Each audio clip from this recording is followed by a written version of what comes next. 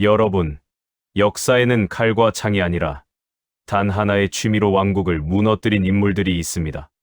총 한 방 쏘지 않고 병사 한 명 죽이지 않고도 적국의 심장을 먹게 만든 사람들이죠.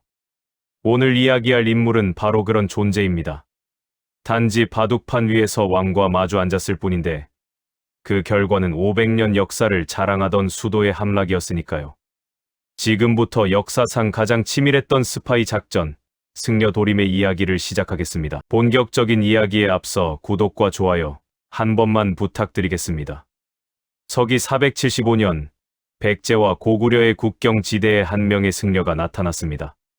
그의 이름은 도림이었죠. 밤의 어둠을 틈타 국경을 넘어온 그는 숨을 헐떡이며 백제 병사들 앞에 무릎을 꿇었습니다. 그가 내세운 명분은 간단했어요. 고구려에서 큰 죄를 저질러 목숨이 위태로워졌다는 것, 그래서 어쩔 수 없이 남쪽으로 도망쳐왔다는 이야기였습니다. 백제 조정에서는 그를 받아들일지 말지를 두고 격론이 벌어졌습니다. 적국에서 온 승려를 그냥 믿어도 되는 걸까요? 혹시 간첩이 아닐까요? 신하들 중 일부는 강하게 반대했지만 결국 계로왕은 그를 받아들이기로 결정합니다. 겉으로 보기에 도림은 그저 평범한 승려였으니까요. 온화한 미소를 띤 얼굴, 낮은 자세, 그 어디에서도 위협적인 요소를 찾을 수 없었습니다.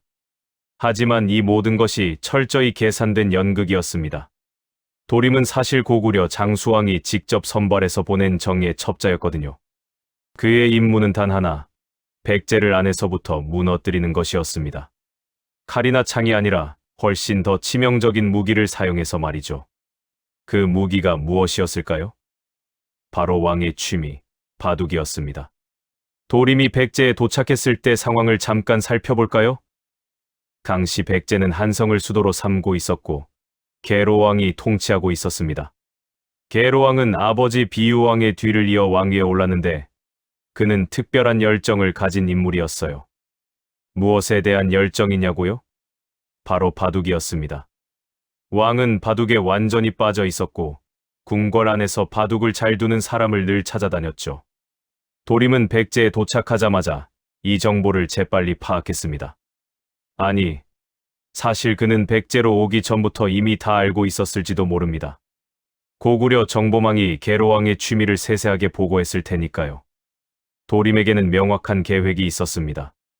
왕의 곁으로 접근해서 신뢰를 얻고 그 신뢰를 이용해 백제를 내부에서부터 붕괴시키는 것이었죠. 처음에 도림은 조용히 지냈습니다. 승려답게 경건한 모습을 보이며 사람들의 경계심을 풀었죠. 그러다가 어느 날 우연을 가장해서 바둑을 두는 자리에 나타났습니다. 그곳에는 계로왕도 있었어요. 왕이 신하들과 바둑을 두는 모습을 지켜보던 도림은 겸손한 태도로 한마디 던졌습니다. 자신도 바둑을 조금 둘 줄 안다고요. 계로왕은 흥미를 보였습니다. 새로운 승려가 바둑을 둔다니 한번 실력을 보자는 거였죠. 그렇게 왕과 도림의 첫 대국이 시작되었습니다. 결과는 어땠을까요? 도림의 압도적인 승리였습니다. 왕은 놀랐어요. 자신이 그동안 만나본 어떤 고수보다도 도림의 실력이 뛰어났거든요. 바둑알 하나하나가 정확한 자리에 놓였고 수십 수 앞을 내다보는 그의 능력은 가히 신기에 가까웠습니다. 계로왕은 즉시 도림을 곁에 두기로 결정했습니다. 매일같이 그를 불러 바둑을 뒀죠. 처음에는 단순한 바둑 상대였지만 시간이 지나면서 도림은 왕의 측근이 되어갔습니다. 왕은 바둑을 두면서 도림과 온갖 이야기를 나눴어요. 나라실에 대한 고민도 털어놓았고 자신의 야심도 드러냈습니다. 도림은 항상 왕의 말에 공감하며 고개를 끄덕였죠. 이렇게 몇 달이 흘렀습니다. 도림은 이제 왕이 가장 신뢰하는 사람 중 하나가 되었어요. 그는 왕의 성격을 완벽하게 파악했습니다. 계로왕은 자부심이 강한 사람이었죠.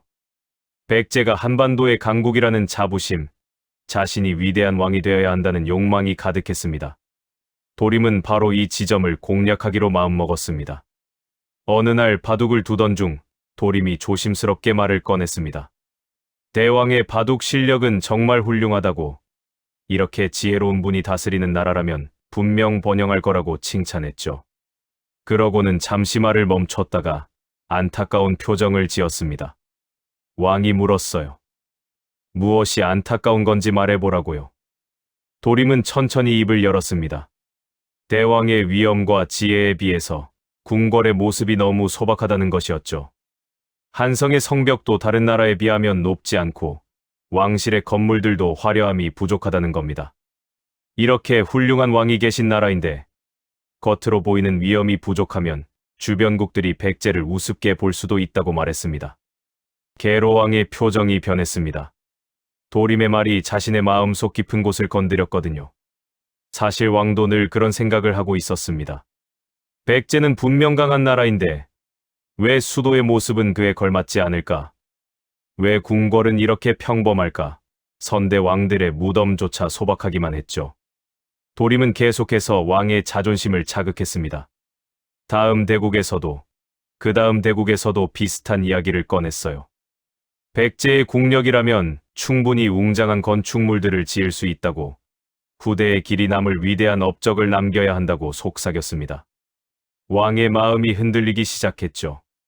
그러던 어느 날, 도림이 결정적인 제안을 했습니다. 선왕들의 능을 새롭게 단장하고 한성의 성벽을 더 높이 쌓으며 무엇보다 새로운 궁궐을 지어야 한다는 거였어요. 그래야만 백제의 진정한 힘을 천하에 보여줄 수 있다고 말했습니다. 계로왕은 고개를 끄덕였습니다. 옳은 말이라고 생각했거든요. 도림의 첫 번째 미션이 성공한 순간이었습니다. 왕의 마음속에 거대한 토목 공사에 대한 열망을 심어넣는데 성공한 거죠. 하지만 이것은 시작에 불과했습니다. 진짜 파괴는 지금부터 시작될 예정이었으니까요. 계로왕은 신하들을 소집했습니다. 그리고 자신의 원대한 계획을 발표했죠. 선왕들의 능묘를 완전히 새롭게 조성하고 한성 주변에 거대한 제방을 쌓으며 지금의 궁궐보다 훨씬 더 웅장한 새 궁궐을 건설하겠다는 내용이었습니다. 신하들은 깜짝 놀랐어요. 이런 대규모 공사를 동시에 진행한다면 엄청난 예산과 인력이 필요할 텐데요. 일부 신하들이 조심스럽게 반대 의견을 냈습니다. 지금 백제의 재정 상황을 고려하면 무리가 아니냐는 거였죠. 게다가 북쪽의 고구려가 언제 쳐들어올지 모르는 상황에서 국방에 힘을 쏟아야 하는 것 아니냐고 말했습니다. 하지만 계로왕은 듣지 않았어요. 도림이 옆에서 왕을 부추겼거든요. 위대한 왕이 되려면 이런 대담한 결단이 필요하다고, 재정 문제는 시간이 지나면 해결될 거라고 속삭였습니다. 결국 공사가 시작되었습니다. 476년경부터 본격적으로 대규모 토목 사업이 펼쳐졌죠. 먼저 선왕들의 능묘 작업이 시작되었습니다. 비유왕을 비롯한 역대 왕들의 무덤을 화려하게 개조하는 공사였어요. 거대한 석재를 운반하고 정교한 조각을 새기고 능 주변을 장식하는 데 수천 명의 인력이 투입되었습니다. 동시에 한성 주변의 토목 공사도 진행되었습니다. 한강 유역에 거대한 제방을 쌓는 작업이었죠. 홍수를 막고 농지를 확보한다는 명목이었지만 실제로는 왕의 위엄을 보여주기 위한 과시용 공사에 가까웠습니다. 수만 명의 백성들이 동원되어 긁을 나르고 돌을 쌓았어요. 그리고 가장 큰 공사는 새 궁궐 건설이었습니다. 기존 궁궐보다 규모를 3배 이상 키운 거대한 건축물을 짓기로 했죠. 최고급 목재를 전국에서 모았고 중국에서 수입한 비싼 자재들도 사용했습니다. 공사 현장에는 아침부터 저녁까지 수많은 인부들의 외침 소리가 끊이지 않았어요. 문제는 이 모든 공사를 동시에 진행했다는 점입니다. 보통 나라라면 하나씩 차근차근 진행했겠지만 계로왕은 조급했어요. 빨리 완성해서 백제의 위상을 드높이고 싶었던 거죠. 도림은 왕의 이런 조급함을 더욱 부채질했습니다. 빨리 완성할수록 더 큰 명성을 얻을 거라고 말했거든요. 이렇게 무리한 공사가 진행되면서 백제 경제가 삐걱거리기 시작했습니다. 국고에서 엄청난 돈이 빠져나갔어요. 자재 구입비, 인건비, 운송비 등이 천문학적으로 쌓여갔습니다. 처음에는 왕실 재산으로 충당했지만 곧 그것만으로는 부족해졌죠. 결국 세금을 올릴 수밖에 없었습니다. 백성들의 부담이 급격히 늘어났습니다. 높아진 세금도 문제였지만 더 큰 문제는 강제 노역이었어요. 전국에서 장정들이 끌려와 공사 현장에 투입되었습니다. 농사철에도 사람들은 밭에 나가지 못하고 한성으로 올라와야 했죠. 가족들과 떨어져 몇 달씩 고된 노동을 해야 했습니다. 공사 현장의 환경은 열악했습니다.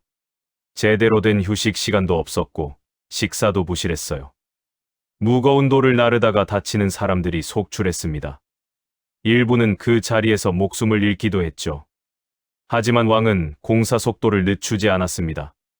도림이 계속해서 왕의 귀에 달콤한 말들을 속삭였거든요. 농촌 경제가 무너지기 시작했습니다. 일손이 부족해서 제대로 농사를 짓지 못했으니까요.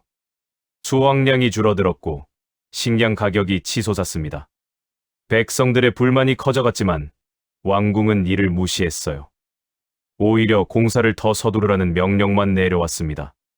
군사들의 상황도 심각해졌습니다. 원래 국방을 담당해야 할 병사들이 대거 공사장으로 차출되었거든요. 훈련할 시간도 없이 삽과 곡괭이를 들고 땅을 파야 했습니다. 무기를 손에 쥐는 대신 돌을 나르는 게 그들의 일과가 되었죠. 당연히 군사력이 약화될 수밖에 없었습니다. 북쪽 국경의 방어가 허술해졌습니다. 주요 요새에 배치되어야 할 병력이 절반도 안 되었어요. 고구려의 동향을 감시하고 대비해야 하는데 정작 그럴 여력이 없었던 거죠. 일부 장군들이 이를 보고했지만 계로왕은 신경 쓰지 않았습니다. 고구려가 감히 백제를 공격할 리 없다고 생각했거든요. 도림은 이 모든 상황을 정확히 관찰하고 있었습니다. 그는 정기적으로 공사 현장을 돌아다니며 진척 상황을 확인했어요. 겉으로는 왕의 명령을 독려하는 것처럼 보였지만 실제로는 백제의 국력이 얼마나 소진되고 있는지를 파악하는 거였죠. 그리고 그 정보들을 머릿속에 하나하나 저장했습니다. 2년이 지나자 백제의 재정은 거의 바닥났습니다. 국고에 남은 돈이 얼마 없었어요. 그런데도 공사는 끝나지 않았습니다. 새 궁궐은 겨우 절반쯤 완성되었고 능묘 작업도 계속 진행 중이었으며 제방 공사는 아직 시작 단계에 불과했거든요. 계로왕은 더 많은 돈을 쏟아부으라고 명령했습니다. 귀족들에게서도 강제로 돈을 거뒀습니다. 헌납이라는 명목이었지만 사실상 재산 몰수에 가까웠죠. 부유한 상인들도 예외가 아니었습니다. 왕실에 막대한 금액을 바쳐야 했어요. 이렇게 모든 계층에서 돈을 긁어모았지만 그것도 순식간에 공사비로 사라졌습니다. 백성들의 원성이 하늘을 찔렀습니다. 시장에서는 왕을 비난하는 소리가 공공연하게 들렸어요. 한때 존경받던 계로 왕이 이제는 폭군으로 불리기 시작했습니다. 신하들 중 일부는 왕에게 공사를 중단하라고 간언했지만 왕은 오히려 그들을 질책했죠. 도림이 옆에서 계속 왕을 부추겼거든요. 도림은 왕에게 이렇게 말했습니다. 지금 백성들이 힘들어하는 것은 일시적인 고통일 뿐이라고요. 공사가 완성되면 백제는 동아시아 최고의 강국이 될 것이고 그때 가서 백성들도 왕의 결단을 칭송할 거라고 했습니다. 계로왕은 그 말을 믿었어요. 아니, 믿고 싶었던 거죠. 하지만 현실은 달랐습니다. 백제는 점점 더 약해지고 있었거든요. 경제는 무너지고 군사력은 약화되고 백성들의 마음은 왕실에서 떠나고 있었습니다. 도림의 계획이 정확히 실행되고 있었던 셈이죠. 그는 한 방의 칼도 쓰지 않고 한 명의 병사도 죽이지 않고 백제를 내부에서부터 썩어 들어가게 만들고 있었습니다. 3년째가 되자 상황은 더욱 심각해졌습니다. 지방에서는 관리들이 세금을 거두지 못해 도망치는 일이 생겼어요. 백성들에게 더 이상 거둘 것이 없었거든요. 일부 지역에서는 반란의 조짐까지 보였습니다. 하지만 진압할 군사도 부족했죠. 도림은 이제 때가 무르익었다고 판단했습니다. 백제는 이미 속이 텅 빈 껍데기나 다름없었으니까요. 겉으로는 여전히 왕국의 모습을 하고 있었지만 실제로는 한 번의 강한 충격만 가해지면 무너질 상태였습니다. 그리고 그 충격을 가할 주체는 이미 정해져 있었어요. 바로 고구려였죠. 어느 날 밤, 도림은 조용히 한성을 빠져나갔습니다. 그가 백제에 온 지 3년이 넘는 시점이었죠. 궁궐 뒷문을 나선 그의 발걸음은 가벼웠어요. 아무도 그를 의심하지 않았습니다. 승려가 밤에 산사로 가는 것쯤은 이상할 게 없었으니까요. 하지만 도림이 향한 곳은 절이 아니었습니다. 북쪽 고구려의 국경이었죠. 국경을 넘은 도림은 곧바로 평양으로 향했습니다. 그곳에서 장수왕이 기다리고 있었거든요. 왕 앞에 무릎을 꿇은 도림은 상세한 보고를 시작했습니다. 백제의 군 사력이 얼마나 약화되었는지, 국고가 얼마나 텅 비었는지, 백성들의 원망이 얼마나 깊은지를 하나하나 설명했어요. 그리고 가장 중요한 정보를 전했습니다. 국경 수비를 담당하던 핵심 장수 2명이 계로왕과 갈등을 빚고 있다는 사실이었죠. 장수왕의 눈빛이 변했습니다. 그는 즉시 재증걸로와 고이만년이라는 백제 장수들을 회유하기 시작했어요. 이 두 사람은 계로왕의 왕권 강화 정책에 밀려난 인물들이었습니다. 왕이 왕족 중심으로 권력을 재편하면서 대귀족 출신이었던 그들은 변방으로 밀려났거든요. 오랜 세월 백제를 지켜온 가문의 자부심은 무너졌고 계로왕에 대한 원한이 쌓여갔죠. 장수왕은 그들에게 은밀한 제안을 했습니다. 고구려로 넘어오면 높은 지위를 주겠다고, 가문의 영광을 되찾게 해주겠다고 약속했어요. 두 장수는 고민했습니다. 조국을 배신한다는 것은 쉬운 결정이 아니었으니까요. 하지만 자신들을 버린 왕을 위해 목숨을 걸 이유도 없었습니다. 결국 470년경 재증걸로와 고이만년은 고구려로 투항했어요. 이 소식이 한성에 전해졌을 때 계로왕은 충격에 빠졌습니다. 국경을 지키던 핵심 사령관들이 적국으로 넘어갔다는 건 엄청난 재앙이었거든요. 그들은 백제 군사의 배치, 요새의 약점, 방어 전략을 모두 알고 있었습니다. 황급히 다른 장군들을 국경으로 보냈지만 이미 군대의 사기는 땅에 떨어진 상태였죠. 더 큰 문제는 따로 있었습니다. 재증걸로와 고이만년의 투항 소식이 퍼지면서 다른 귀족들도 동요하기 시작한 거예요. 왕권 강화 정책에 불만을 품고 있던 대귀족들은 은밀히 만나 회의를 했습니다. 우리도 왕에게 버림받을 수 있다는 공포가 그들을 휘감았거든요. 충성심보다는 자기 보전을 생각하게 되었죠. 장수왕은 이제 본격적인 전쟁 준비에 들어갔습니다. 하지만 그는 조급하게 움직이지 않았어요. 80대의 노련한 왕은 타이밍이 중요하다는 걸 알고 있었거든요. 우선 신라를 견제해야 했습니다. 백제가 고구려의 공격을 받으면 나제 동맹에 따라 신라가 구원군을 보낼 테니까요. 470년 5월, 장수왕은 신라의 자비마립간을 평양으로 초청했습니다. 화려한 연회를 열고 수많은 선물을 주며 우호 관계를 과시했죠. 신라왕은 고구려의 환대에 감격했고 두 나라는 형제 관계를 계속 유지하기로 약속했어요. 이것은 백제를 고립시키기 위한 장수왕의 전략이었습니다. 472년, 계로왕은 마지막 카드를 꺼냈습니다.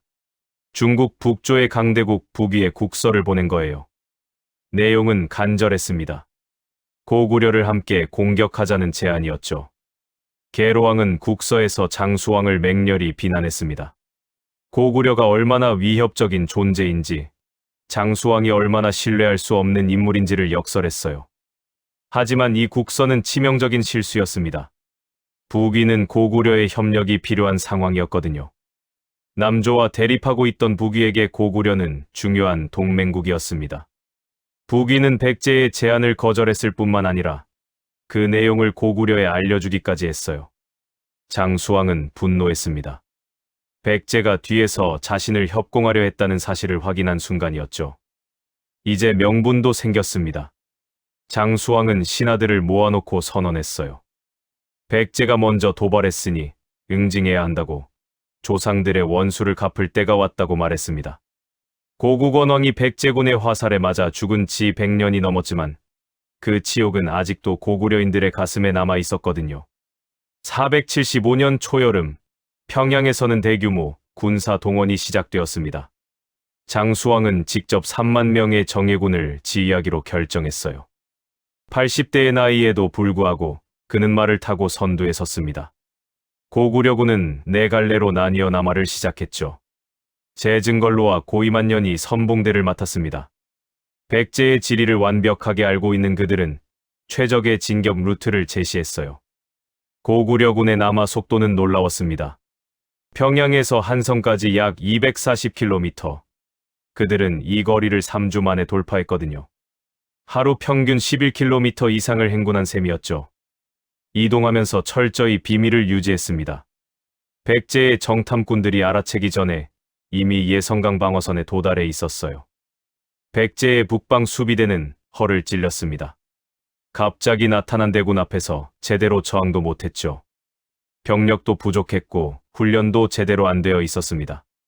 3년 넘게 토목공사에 동원되었던 병사들이 제대로 싸울 리 없었거든요. 예성강 방어선은 하루 만에 무너졌고 고구려군은 거침없이 남쪽으로 밀고 내려왔어요. 한성의 급보가 도착한 건 475년 9월 초였습니다. 고구려군이 쳐들어왔다는 소식에 궁궐은 패닉 상태에 빠졌죠. 계로왕은 황급히 군사를 동원하라고 명령했지만 상황은 절망적이었습니다. 수도 근처에 남아있는 병력은 얼마 되지 않았거든요. 대부분의 군사가 공사장에 흩어져 있었고 제대로 된 무기와 갑옷도 부족했어요. 신하들은 왕에게 간청했습니다. 지금이라도 남쪽으로 피신하라고, 일단 목숨을 보전하고 재기를 도모하자고 말했죠. 하지만 계로왕은 거절했습니다. 자신이 직접 성을 지키겠다고, 사직을 위해 싸우다 죽겠다고 선언했어요. 그제서야 그는 깨달았습니다. 도림의 말을 믿었던 자신이 얼마나 어리석었는지를요. 계로왕은 급히 아들 문주를 불렀습니다. 실제로는 동생이었다는 설도 있지만 어쨌든 그는 왕실의 핵심 인물이었죠. 왕은 문주에게 말했습니다. 내가 어리석고 현명하지 못하여 간사한 사람의 말을 믿었다가 이 지경에 이르렀다. 백성들은 쇠잔하고 병사는 약하니 비록 위급한 일이 있다 하여도 누가 기꺼이 나를 위하여 힘써 싸우겠는가? 왕의 목소리는 떨렸습니다. 나는 마땅히 사직을 위하여 죽어야겠지만 내가 여기서 함께 죽는 것은 유익할 것이 없다. 신라로 가서 구원병을 청하라. 그리고 어떻게든 나라의 왕통을 이어라. 문주는 눈물을 흘리며 무릎을 꿇었습니다. 아버지를, 아니 형을 두고 떠나야 한다는 게 너무나 고통스러웠거든요. 문주는 목현만치, 조미걸취 등 측근들과 함께 남쪽으로 향했습니다. 신라까지 가는 길은 멀고 험했지만 그들은 쉬지 않고 달렸어요. 한편 한성에서는 필사적인 방어 준비가 진행되었습니다. 성벽 위에 화살과 돌을 준비하고 부족한 병력을 최대한 모았죠. 백성들도 무기를 들었습니다. 비록 왕에게 원망이 있었지만 고구려군이 쳐들어온다면 자신들의 가족도 위험했으니까요. 9월 21일 고구려군이 한성을 포위했습니다. 그 규모는 상상을 초월했어요. 사방에서 몰려온 고구려 병사들이 성을 에워쌌고 그들의 깃발이 하늘을 덮었습니다. 장수왕은 성 밖에 진을 치고 천천히 상황을 파악했어요. 서두를 필요가 없었습니다. 이미 승부는 결정났으니까요. 백제군은 처음에는 필사적으로 저항했습니다. 성벽 위에서 화살을 쏘고 돌을 던지며 고구려군의 접근을 막았죠. 하루, 이틀, 사흘이 지났습니다. 하지만 시간이 갈수록 백제군의 저항은 약해졌어요. 식량이 부족했고 탄약도 떨어져 갔으며 무엇보다 희망이 사라지고 있었습니다. 당시 한성은 두 개의 성으로 이루어져 있었습니다. 북성인 풍납토성과 남성인 몽촌토성이었죠. 평소에는 북성에서 살다가 위급할 때는 남성으로 피신하는 구조였어요. 고구려군은 먼저 북성을 집중 공격했습니다. 병력을 넷으로 나눠 사방에서 동시에 압박을 가했죠. 일곱째 날 새벽, 운명의 순간이 다가왔습니다. 고구려군은 치밀한 계획을 실행에 옮겼어요. 그날 밤 북서풍이 강하게 불었습니다. 장수왕은 바로 이 바람을 기다리고 있었죠. 고구려 병사들은 북성의 서쪽 성문 앞에 엄청난 양의 장작을 쌓아 올렸어요. 백제군이 화살을 쏘고 돌을 던지며 방해했지만 소용없었습니다. 불을 붙이는 순간 바람을 타고 불길이 활활 타올랐습니다. 건조한 목재로 만들어진 성문은 순식간에 불타기 시작했어요. 백제군은 필사적으로 물을 끼얹었지만 불길의 기세를 꺾을 수 없었습니다. 성문이 불에 타 무너지면서 거대한 구멍이 생겼고 고구려군이 물밀듯이 밀려들어왔죠.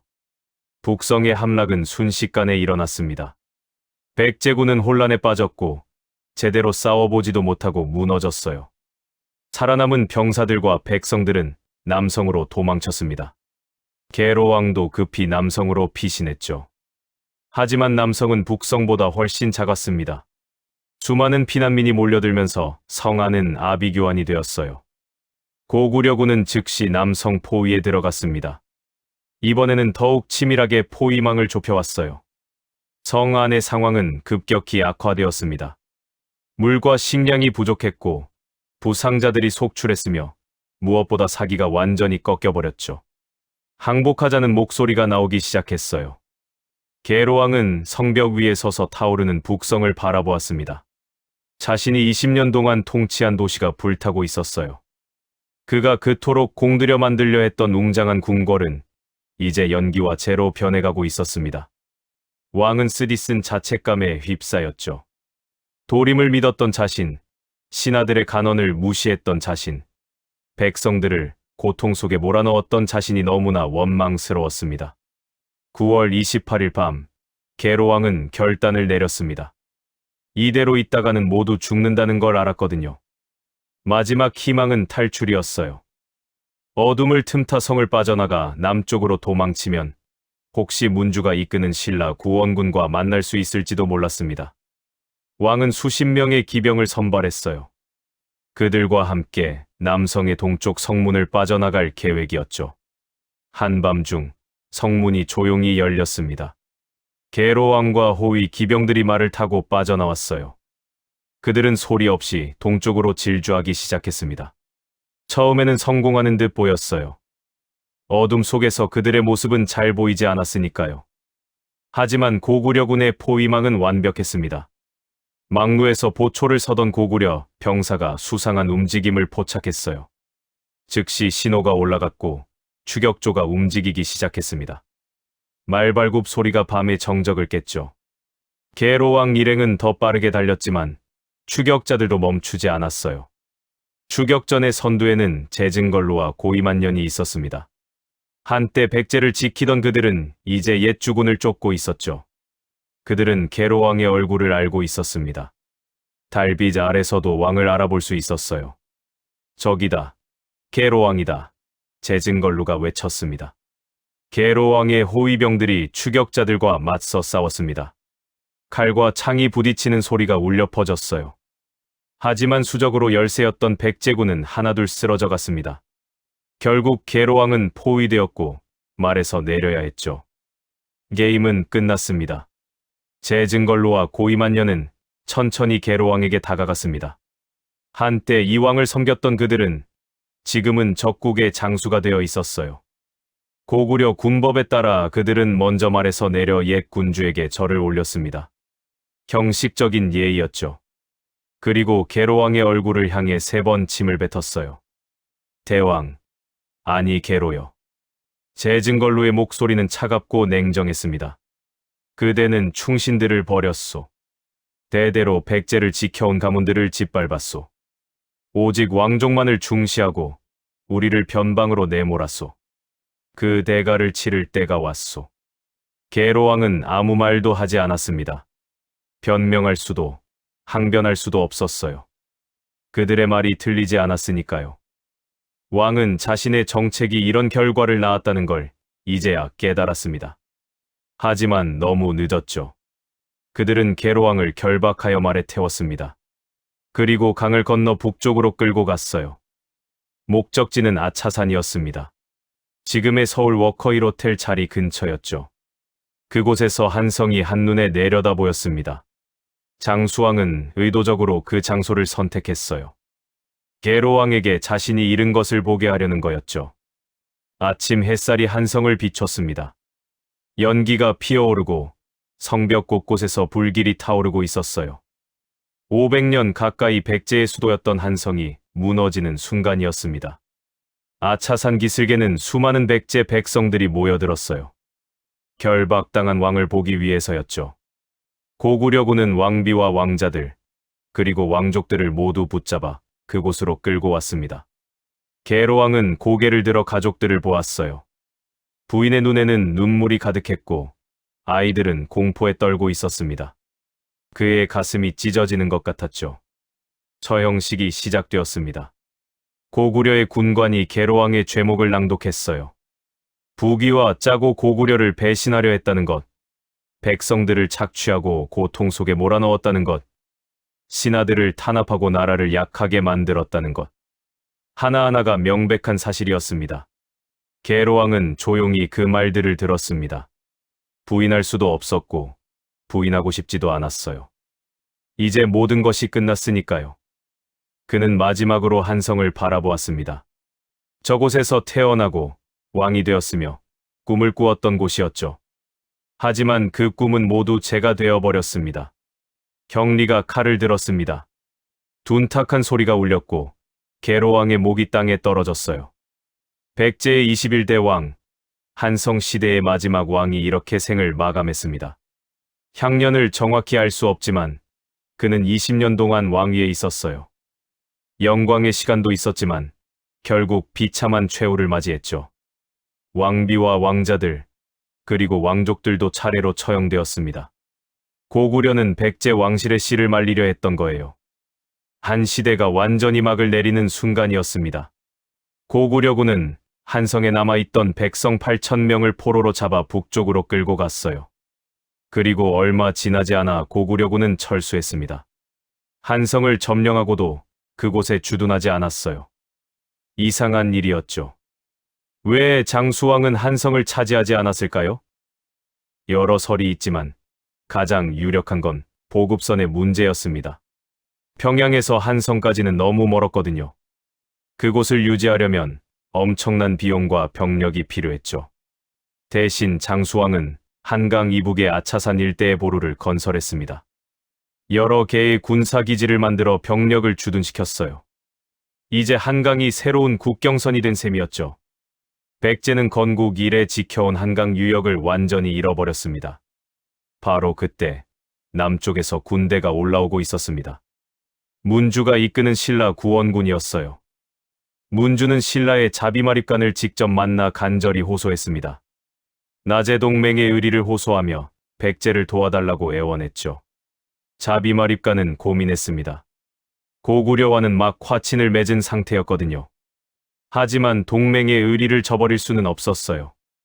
신라는 1만 명의 대군을 파견했습니다. 당시로서는 엄청난 규모였죠. 문주는 신라군을 이끌고 북쪽으로 급히 향했어요. 하루라도 빨리 한성에 도착해야 했습니다. 하지만 거리가 너무 멀었고 구원군을 모으는데도 시간이 걸렸죠. 문주가 한강에 도착했을 때는 이미 모든 것이 끝난 후였습니다. 강 건너편에서 연기가 피어오르고 있었어요. 한성은 폐허가 되어 있었고 고구려군은 이미 철수한 상태였습니다. 문주는 망연자실했죠. 급히 성 안으로 들어가 봤지만 그곳에는 시체와 잔해만 남아 있었어요. 계로왕이 전사했다는 소식을 들은 문주는 무릎을 꿇고 통곡했습니다. 신라 구원병 1만 명과 함께 도착했지만 이미 모든 것이 끝난 후였어요. 그는 아버지를 구하지 못했고 한성은 폐허가 되었으며 백성들은 죽거나 포로로 끌려갔습니다. 그의 통곡 소리가 한강 너머로 울려 퍼졌죠. 하지만 문주에게는 슬퍼할 시간조차 없었습니다. 살아남은 신하들이 그를 둘러쌌어요. 목현만치와 조미걸취가 나섰습니다. 대왕께서 돌아가셨습니다. 이제 왕위를 이어받으실 분은 당신뿐입니다. 문주는 고개를 흔들었지만 선택의 여지가 없었어요. 백제는 왕이 필요했습니다. 475년 9월, 폐허가 된 한성에서 문주는 백제의 22대 왕으로 즉위했습니다. 즉위식은 초라하기 짝이 없었어요. 화려한 의식도 없었고 모여든 신하들도 얼마 되지 않았습니다. 하지만 그 순간만큼은 엄숙했죠. 백제의 운명이 이 새로운 왕의 어깨에 올라왔으니까요. 문주왕은 즉시 긴급 회의를 소집했습니다. 가장 시급한 문제는 명확했어요. 한성에 계속 머물 수 없다는 것이었습니다. 고구려군은 철수했지만 아차산의 보루를 건설하고 병력을 주둔시켰거든요. 언제든 다시 공격할 수 있는 거리였죠. 더군다나 한성은 이미 기능을 상실한 상태였습니다. 궁궐은 불타고 집들은 무너졌으며 백성들은 뿔뿔이 흩어졌어요. 신하들은 천도를 주장했습니다. 문조왕은 고민에 빠졌어요. 어디로 가야 할까? 북쪽은 고구려가 장악하고 있었고 동쪽은 신라의 영향력이 강했습니다. 남쪽으로 내려가야 했죠. 목현만치가 한 곳을 제안했습니다. 웅진, 지금의 공주였어요. 웅진은 전략적으로 좋은 위치에 있었습니다. 북쪽으로는 차령산맥과 금강이 천연 방벽을 만들고 있었고 동쪽에는 계룡산이 버티고 있었어요. 고구려의 침입을 막기에 충분한 지형이었죠. 게다가 금강을 통해 서해로 나갈 수 있었고 남쪽에는 비옥한 호남 평야가 펼쳐져 있었습니다. 교통과 경제, 그리고 방어 모두를 고려했을 때 최적의 장소였어요. 사실 문주는 이미 신라로 가던 길에 이 가능성을 검토했을지도 모릅니다. 목현만치와 조미걸치와 함께 만약의 경우를 대비했던 거죠. 한성이 함락될 경우 어디로 피신할 것인가? 그들의 결론이 웅진이었던 겁니다. 475년 10월, 문조왕은 웅진으로의 천도를 결정했습니다. 서둘러야 했어요. 겨울이 오기 전에 이동을 완료해야 했으니까요. 살아남은 백성들을 모았습니다. 한성을 떠나는 행렬은 비참했어요. 수레에는 가재도구와 식량이 실렸고 사람들은 걸어서 남쪽으로 향했습니다. 뒤를 돌아보는 이들의 눈에는 눈물이 가득했죠. 한성은 493년간 백제의 수도였습니다. 온조왕이 건국한 이래로 21명의 왕이 이곳을 다스렸어요. 영광의 시간도 있었고 번영의 시절도 있었습니다. 하지만 이제 그 모든 게 끝났죠. 백제는 새로운 시작을 해야 했습니다. 웅진에 도착한 백제인들은 황급히 정착을 시작했습니다. 기존에 있던 성곽 시설을 활용하되 부족한 부분은 빠르게 보강했어요. 궁궐을 지을 자리를 정하고 관청 건물을 세우기 시작했습니다. 문조왕에 의해 백제는 다시 시작하게 된 거죠. 한성 시대는 끝났지만 웅진 시대가 열렸죠. 역사는 우리에게 가르쳐 줍니다. 한 사람의 현명한 조언자가 나라를 구할 수도 있지만 한 사람의 간교한 첩자가 나라를 망칠 수도 있다는 것을요. 그리고 아무리 깊은 나락에 빠져도 포기하지 않는 사람들이 있다면 다시 일어설 수 있다는 것을 말이에요. 도림이라는 이름 석자, 바둑판 위의 흑백 돌들, 그리고 500년 역사의 수도가 무너지는 순간. 이 모든 것이 우리에게 남긴 교훈은 무엇일까요? 아마도 이것일 겁니다. 가장 위험한 적은 칼을 든 자가 아니라 미소를 띠고 다가오는 자일지도 모른다고 말이죠. 자, 오늘 소개시켜드린 도림 이야기 어떠셨나요? 흥미진진하게 보셨다니 감사드립니다. 다음에 더 흥미로운 주제 갖고 이야기해보겠습니다. 긴 글 읽어주셔서 감사합니다. 지금까지 역사 시네마였습니다. 구독, 좋아요 부탁드립니다.